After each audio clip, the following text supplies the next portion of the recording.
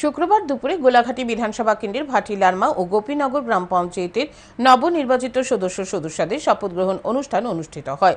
ভাটিলারমা গ্রাম পঞ্চায়েতে 5টি ওয়ার্ডের 9 জন নবনির্বাচিত সদস্য সহ প্রধান লক্ষ্মী দাস, উপপ্রধান মীরা শীলকে এদিন শপথ বাক্য পাঠ করান বিশালগড় আরডি ব্লকের পঞ্চায়েত দপ্তরের আধিকারিকরা।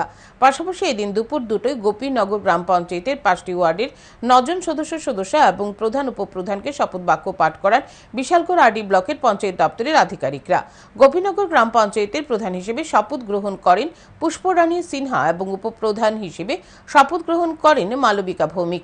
দুটি গ্রাম পঞ্চায়েতের শপথ গ্রহণ অনুষ্ঠানে উপস্থিত ছিলেন এলাকার প্রাক্তন বিধায়ক বীরেন্দ্র কিশোর দেববর্মা, গোলাঘাটি মণ্ডলের সহসভাপতি নারায়ণ দেবনাথ সহ অন্যান্যরা।